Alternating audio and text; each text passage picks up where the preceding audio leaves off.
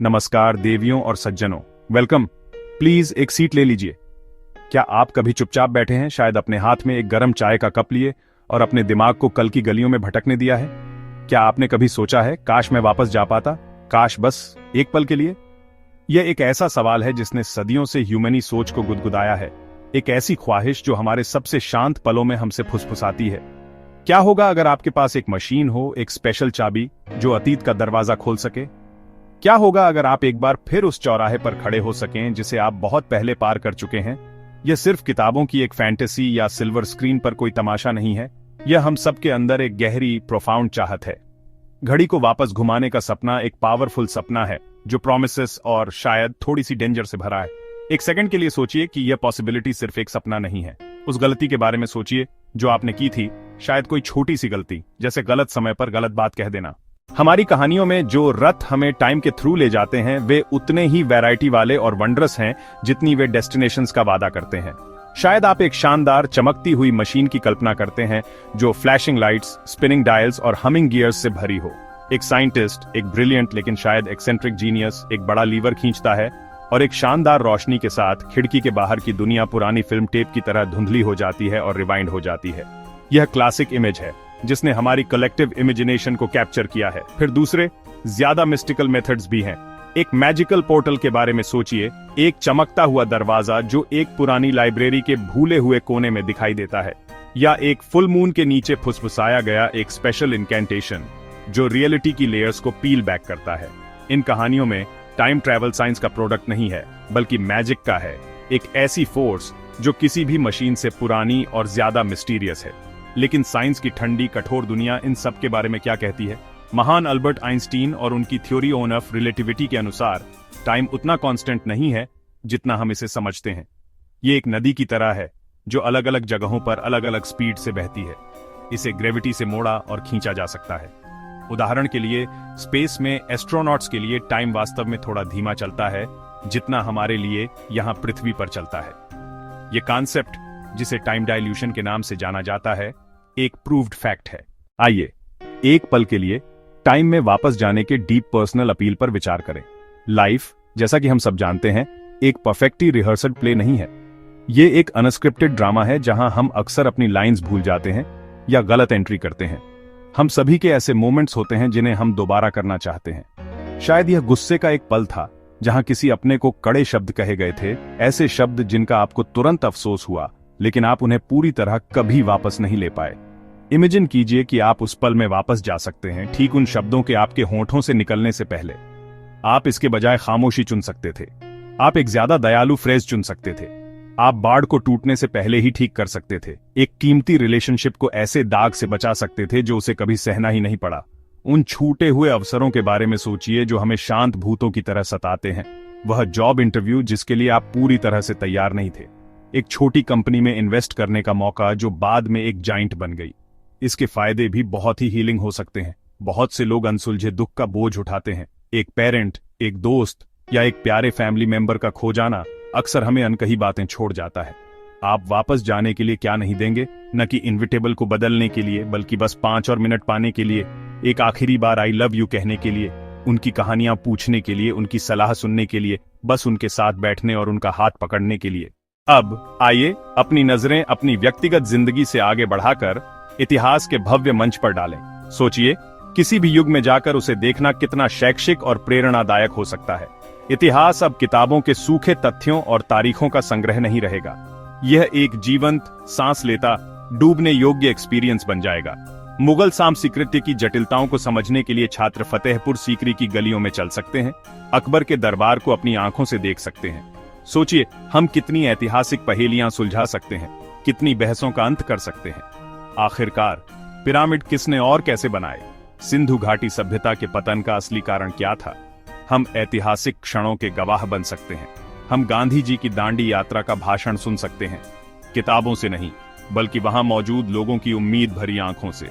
हम Leonardo da Vinci को Mona Lisa बनाते देख सकते हैं, उसकी रहस्यमयी मुस्कान का राज समझ सकते हैं। समय यात्री सबसे बड़ा इतिहासकार, पुरातत्वविद और पत्रकार बन जाएगा, अतीत की सच्ची रिपोर्टिंग करने में सक्षम। ऐसी यात्राओं से मिलने वाली प्रेरणा असीम होगी। अपने आदर्शों से मिलना, उन्हें इंसान के रूप में देखना प्रेरणा का अनमोल स्रोत बन जाएगा। हालांकि हर बड़ी शक्ति के साथ बड़ी जिम्मेदारी आती है और अक्सर बड़ा खतरा भी। हमें अब इस टेम्पोरल टूरिज्म के डार्कर साइड पर विचार करना होगा। बटरफ्लाई इफेक्ट नाम का एक कॉन्सेप्ट है। यह बताता है कि एक छोटी सी दिखने में इनसिग्निफिकेंट घटना टाइम के थ्रू बाहर तक फैल सकती है, जिससे फ्यूचर में बड़े अनफोर्सीन कॉन्सिक्वेंसेस हो सकते हैं। कल्पना कीजिए कि आप डायनासोर के युग में वापस जाते हैं। आप सावधान रहते हैं, लेकिन गलती से आप एक सिंगल बटरफ्लाई पर पैर रख देते हैं। यह एक छोटा सा एक्ट एक चेन रिएक्शन शुरू कर सकता है। उस बटरफ्लाई की एब्सेंस का मतलब यह हो सकता है कि एक सर्टेन फ्लावर पॉलिनेट नहीं होता। एक प्लांट ईटिंग एनिमल जो उस पर निर्भर करता है वह भूखा रह जाता है। एक प्रीडेटर जो उस एनिमल को खाता है वह भूखा मर जाता है, और इसी तरह लाखों सालों तक यह चलता रहता है। जब आप अपने टाइम में वापस आते हैं 2025 में, तो आपको दुनिया पूरी तरह से अनरिकॉग्नाइजेबल लग सकती है। शायद उस एक छोटे से बदलाव की वजह से ह्यूमैनिटी कभी इवॉल्व ही नहीं हुई। एक और डायरेक्ट हिस्टोरिकल इंटरवेंशन के बारे में सोचिए। मान लीजिए आप एक हिस्ट्री बुक के साथ अर्ली 20th सेंचुरी में वापस जाते हैं, जिसका इरादा वर्ल्ड वॉर 1 को रोकना है। आप उस समय के लीडर्स को एविडेंस प्रेजेंट करते हैं, उन्हें अपनी पॉलिटिकल मैन्यूवरिंग के कैटास्ट्रॉफिक आउटकम दिखाते हैं। शायद आप सफल होते हैं, वॉर टल जाता है, आप एक हीरो की तरह फील करते हुए प्रेजेंट में वापस आते हैं। लेकिन आपने वास्तव में क्या किया है?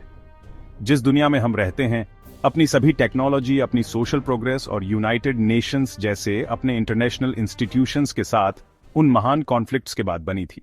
बटरफ्लाई इफेक्ट के अनप्रेडिक्टेबल रिपल्स के अलावा हमें एक और माइंड बेंडिंग प्रॉब्लम का सामना करना होगा, पैराडॉक्स। एक पैराडॉक्स एक ऐसी सिचुएशन है जो खुद को कॉन्ट्राडिक्ट करती हुई लगती है, एक लॉजिकल पजल जिसका कोई क्लियर सोल्यूशन नहीं है।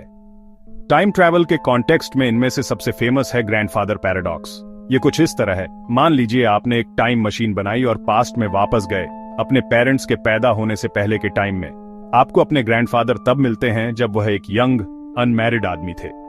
फिर किसी वजह से आप एक एक्सीडेंट का कारण बनते हैं और वह मर जाते हैं। अब सवाल यह है कि अगर आपके ग्रैंडफादर बच्चों के होने से पहले मर गए तो आपके पेरेंट कभी पैदा नहीं होते, और अगर आपके पेरेंट कभी पैदा नहीं हुए तो आप कभी पैदा नहीं होते। लेकिन रुकिए, अगर आप कभी पैदा ही नहीं हुए तो एक्सीडेंट का कारण बनने के लिए टाइम में वापस कौन गया था? यह एक इम्पॉसिबल लूप बनाता है, एक लॉजिकल शॉर्ट सर्किट जिससे कोई एस्केप नहीं है। आपका एग्जिस्टेंस आपके ग्रैंडफादर के सर्वाइवल पर डिपेंड करता है, लेकिन आपका एक्शन यह सुनिश्चित करता है कि वह सर्वाइव न करें।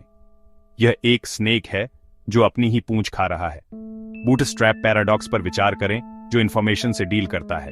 कल्पना कीजिए कि आप शेक्सपियर के एक बहुत बड़े एडमायरर हैं। आप उनसे मिलने के लिए टाइम में वापस जाते हैं, उनके नाटकों का एक पूरा कलेक्शन अपने साथ ऑटोग्राफ करवाने के लिए ले जाते हैं। हालांकि आप डिस्कवर करते हैं कि विलियम शेक्सपियर एग्जिस्ट नहीं करते। एक पैनिक में, ताकि दुनिया इन मास्टरपीसेस को न खो दे, आप उन नाटकों को उनके नाम से खुद पब्लिश करते हैं। सवाल यह है कि हैमलेट वास्तव में किसने लिखा था? आपने नहीं, आपने बस इसे किताब से कॉपी किया था। लेकिन जिस किताब से आपने इसे कॉपी किया था वह तभी एग्जिस्ट करती है क्योंकि आप इसे पब्लिश करने वाले हैं। नाटकों का कोई ओरिजिन पॉइंट नहीं है। तो हम अपने ही टाइम में वापस आ गए हैं। 2025 16 अगस्त। हमारे सिर में पॉसिबिलिटीज और पजल्स से भरे हुए। जिस सवाल से हमने शुरू किया था, क्या आप पास्ट को बदल सकते हैं, उसका कोई सिंपल हाँ या ना में जवाब नहीं है। यह एक ऐसा सवाल है जो हमें इनक्रेडिबल ड्रीम्स और ईमानदारी से कहूं तो कुछ डरावने नाइटमेयर्स की रैबिट होल में ले जाता है। हमने डीप पर्सनल अपील और ग्रैंड हिस्टोरिकल अट्रैक्शन को देखा है। ये टाइम ट्रैवल का चमकता हुआ प्रॉमिस है, लेकिन हमने इसकी डेंजर्स की खाई में भी झांका है। ये रिस्क टाइम को एक नाजुक इंट्रिकेट स्ट्रक्चर के रूप में दिखाते हैं जिसे ऑब्जर्व और रेस्पेक्ट किया जाना चाहिए, लेकिन कभी भी छेड़ा नहीं जाना चाहिए। शायद तब टाइम ट्रैवल के बारे में ड्रीमिंग का सबसे बड़ा वैल्यू वास्तव में इसे करने में नहीं है, बल्कि उस ड्रीम से हमें प्रेजेंट के बारे में क्या सीखने को मिलता है। वापस जाकर एक गलती को ठीक करने की इच्छा हमें आज अपने शब्दों और एक्शंस के साथ ज्यादा सावधान और विचारशील रहने की याद दिलाती है। एक हिस्टोरिकल इवेंट को विटनेस करने की इच्छा हमें अपने पास्ट के बारे में और जानने के लिए इनकरेज करती है। पैराडॉक्स और अनफोर्सीन कॉन्सिक्वेंसेस का डर हमें ह्यूमिलिटी और सभी चीजों के इंटरकनेक्टेडनेस के बारे में एक वैल्यूएबल लेसन सिखाता है। अल्टीमेटली पास्ट ने हमें वह बनाया है जो हम हैं। हमारी गलतियां हमारे सबसे बड़े टीचर्स हैं। हमारे निशान उन बैटल्स का एक टेस्टामेंट है जिनसे हम बचे हैं। अभी के लिए टाइम मशीन एक सुंदर लुभावना सपना बनी हुई है, इमेजिनेशन के लिए एक व्हीकल। और इसलिए मैं आपको सोचने के लिए एक आखिरी सवाल के साथ छोड़ता हूं। अगर मैं आपको अभी एक टाइम मशीन की चाबियां दूं, अपनी सभी प्रोमिसेस और सभी डेंजर्स के साथ, तो क्या आप चाबी घुमाएंगे? आप किस मोमेंट तक जर्नी करेंगे और क्या आप उसे बदलने की हिम्मत करेंगे? ध्यान से सोचिए। जो प्रेजेंट आप बचाते हैं वह आपका अपना हो सकता है। Thank you. Good night.